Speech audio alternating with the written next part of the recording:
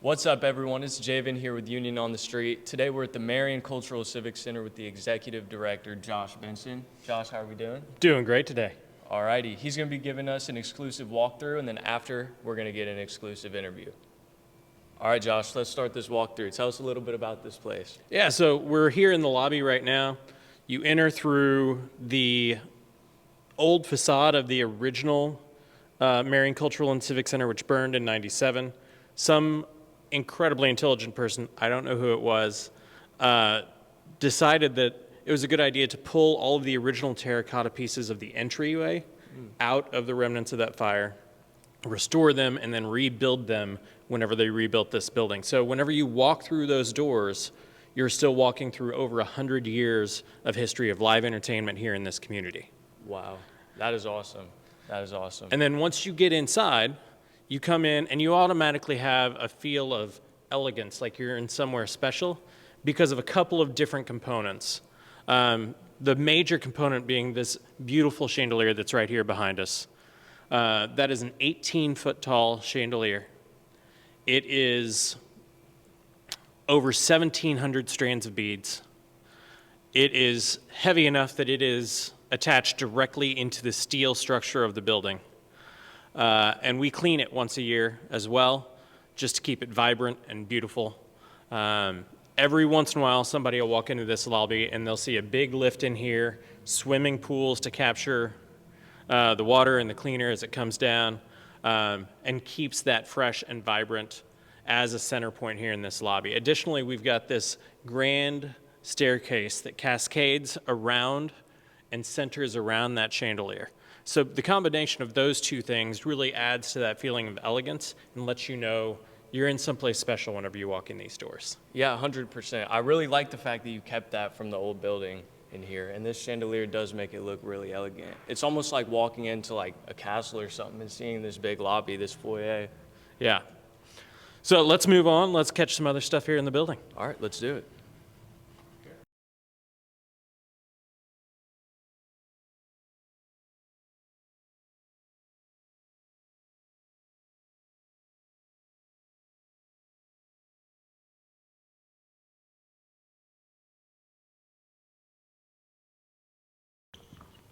And here we've got the stage space.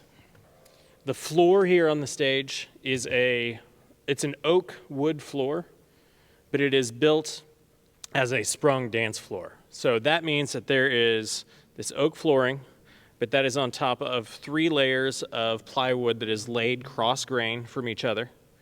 Underneath that, there are 2x4s every 2 feet that run all along the length underneath this floor.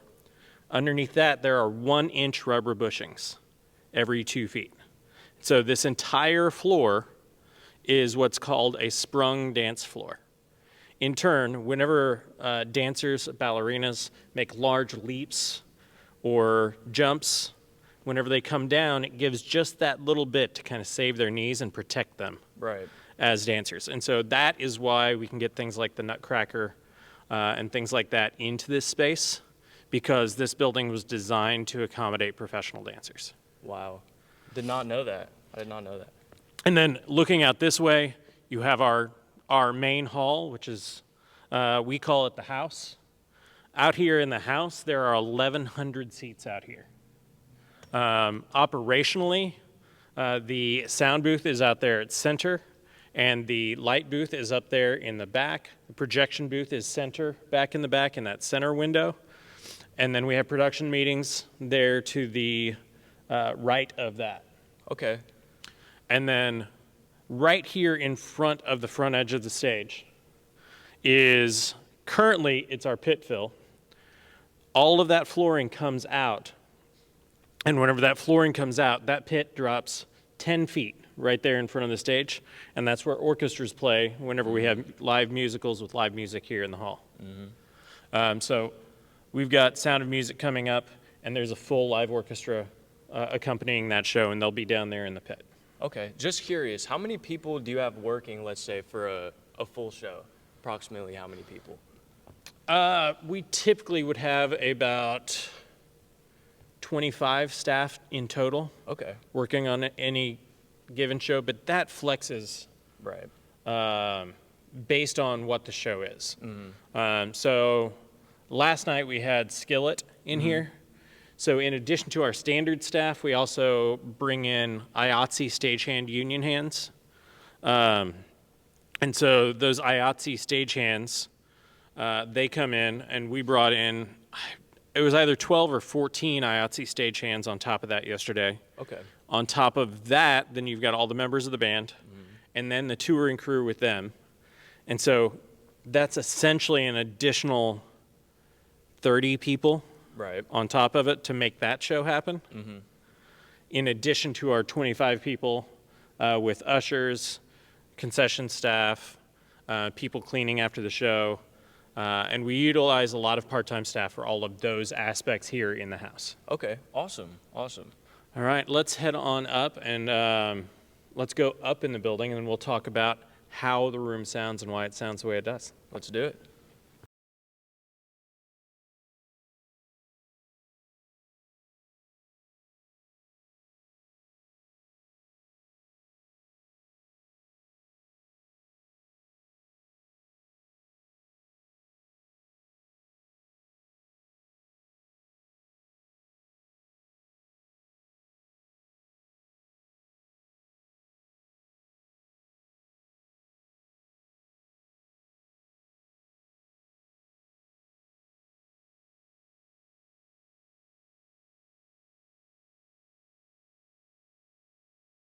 So here we are.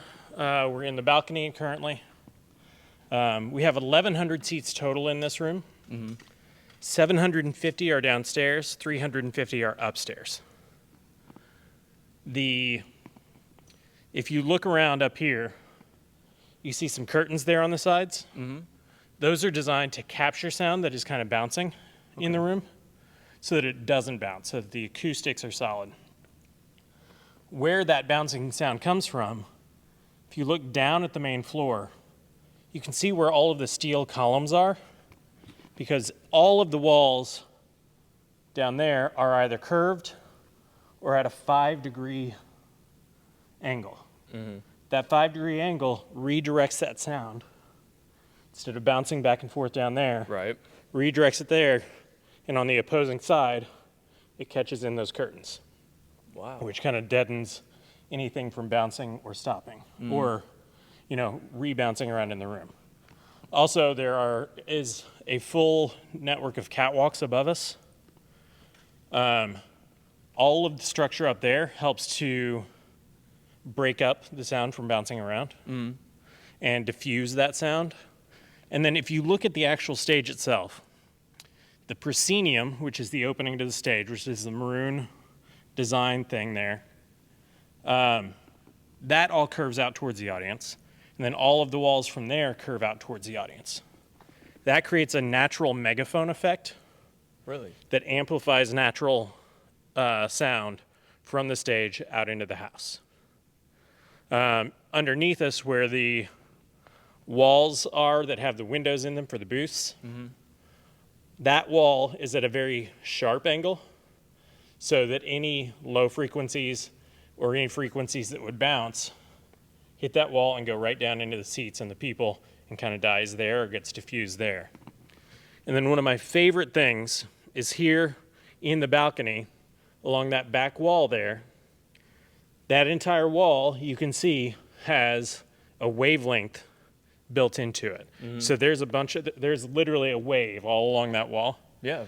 And that wave is designed to counteract low bass frequencies, because that distance apart is is the physical representation of a low bass frequency. So it literally physically counteracts that low bass frequency.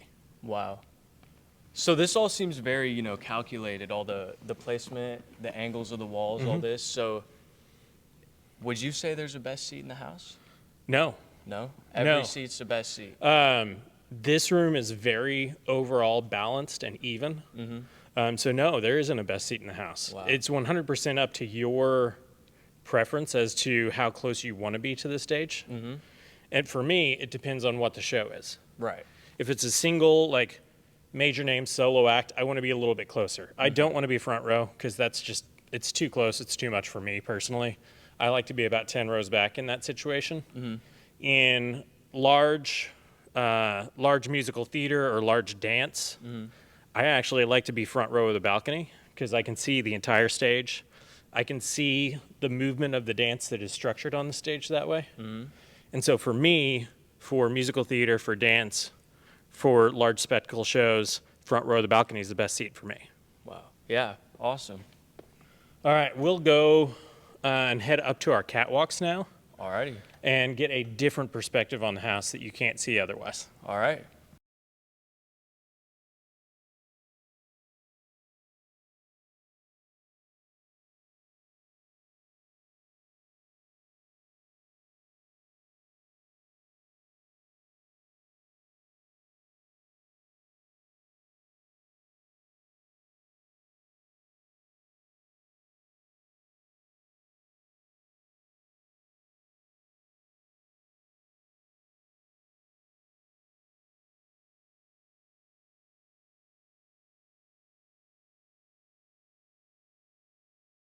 So from here, you get a different feel of how large this room really is. Because looking forward at 1,100 seats, or looking from behind at 1,100 seats, you don't really get the full view and aspect of how large and how broad this is. And so from up here, you can really see the overall layout, how big, how spread out it is to accommodate 1,100 people in this space. One of the things in the design of the building, in looking at making it a large, elegant facility to kind of match that facade that people have looked through, in addition to the chandelier and the staircase, these boxes on the side, which are referred to as opera boxes traditionally, were added to the design because opera boxes are a very traditional theater design. And so that is an acknowledgement of the original era of the original building design. Right. And incorporating that now into the modern design of this building as a nod to the history and the past of where it was before.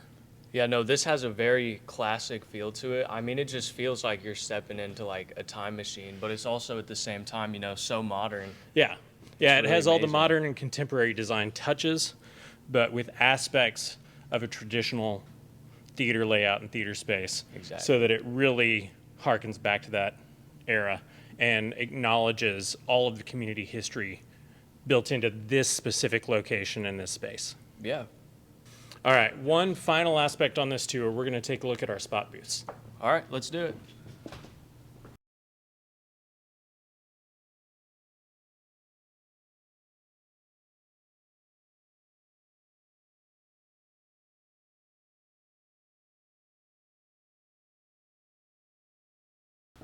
So here we are. These spotlights are originally built for basically an arena type of application. These are a Strong Gladiator 2. They are a 2,000 watt arc lamp spotlight. And so it has a separate ballast unit, and then it is balanced on this point so that a single, even though it's an incredibly heavy piece of equipment, somebody can easily move it back and forth because it's balanced and engineered to be used by a single person. And so it's easily moved to follow people around that stage. We also have these sights that are on them. Whenever those sights are turned on and activated, it actually puts a crosshair in this glass piece so that you can actually like sight in who you're going to turn the spotlight on to so that it's accurate whenever you actually activate the spotlight and turn it on to someone. Wow. And so you can manage an accurate placement through that. So what does it take to run one of these things? A lot of power. A lot of power? It also takes patience and an accurate eye and a smooth hand. Because the last thing you want with a follow spotlight is erratic movement or somebody that can't quite stay on and the spotlight's moving and shaking while they're trying to stay on a person. None of that is positive for the viewing experience. Right. And so you need somebody with a smooth hand, but somebody that also has an accurate eye that can lock in on where that spotlight's going to turn on, and then fire it on. Yeah. Hey, if any of you guys fit that category, hit Josh up. We can always use the help. Exactly.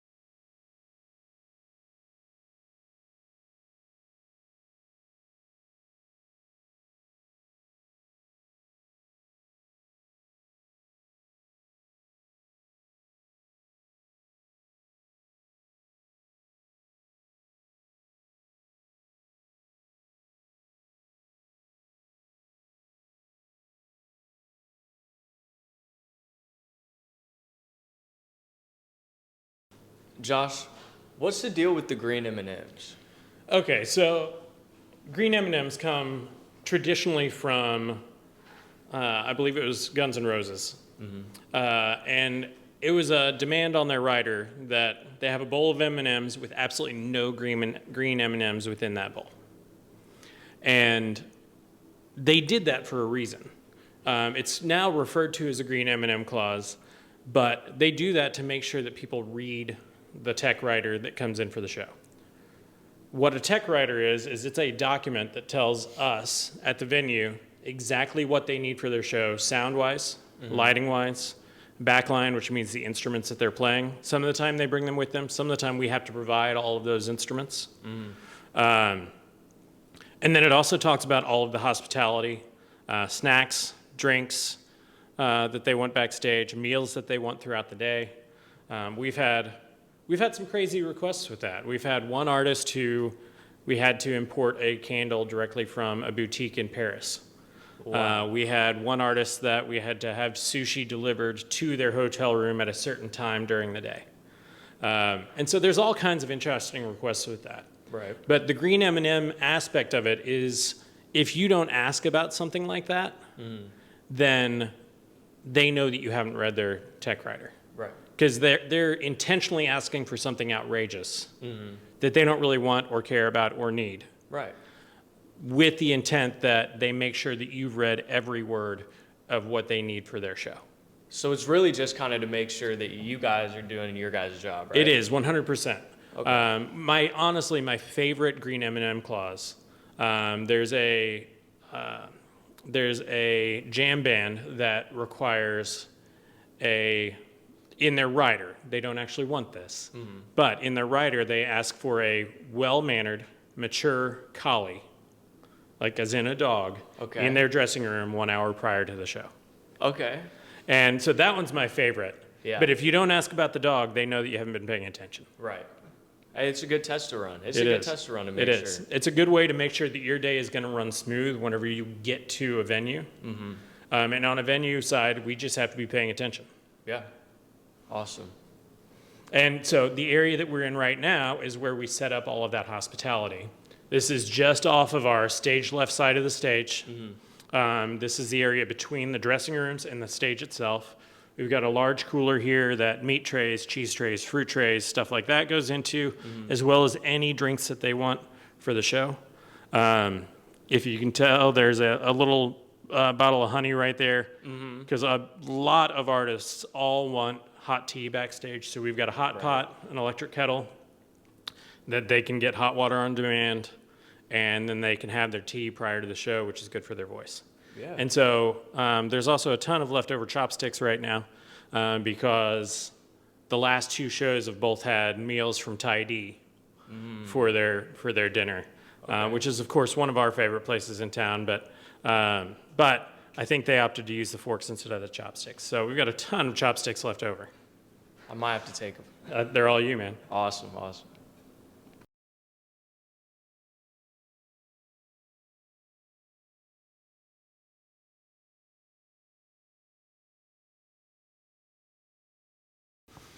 All right, and here we are on the backstage left.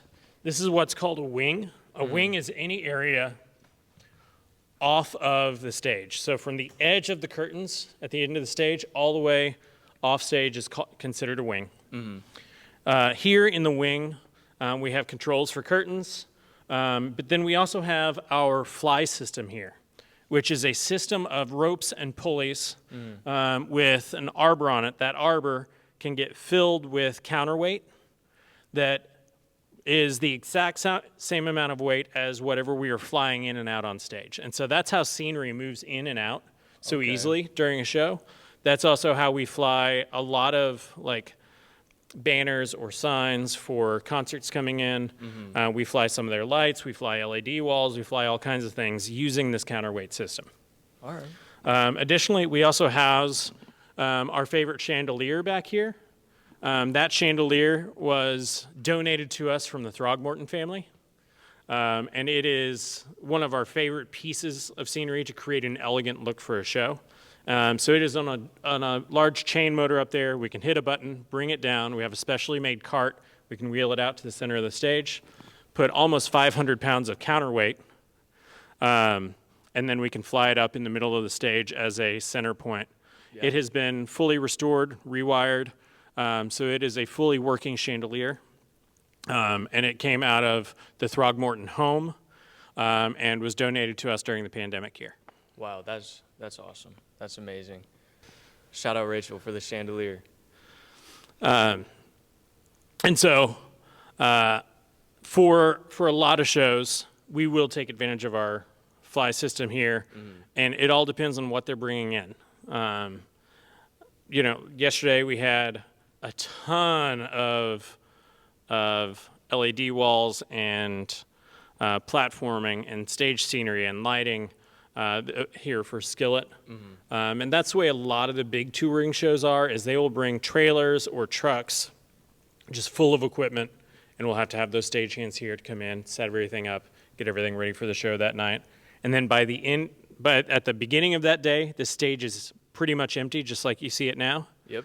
And then by the end of that day, whenever they leave, it's back to being empty again. So we start with empty, build, put on a full show, break that full show down, load that full show out, and then we're back to an empty stage by the end of the night.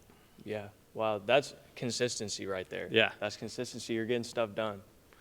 All right, so Josh, you're having a lot of amazing shows recently here, and you have a lot of amazing shows coming up. Specifically, I'm excited for Marlon Wayans. Yeah. Do you have any that you're excited for? I'm very excited about Marlon Wayans. I've been a fan of the entire Wayans family ever since In Living Color on the Fox network back whenever I was a kid, where Jim Carrey got his start, where the entire Wayans family really kind of blew up in the public eye. And then a show that I've got coming up this November is Ben Folds. It's Ben Folds and a piano. He is an iconic singer-songwriter. He's a musician's musician, so like all the singer-songwriters in the area are super excited about it. And so having him land here on this stage is something I'm really excited about. Yeah, that's awesome.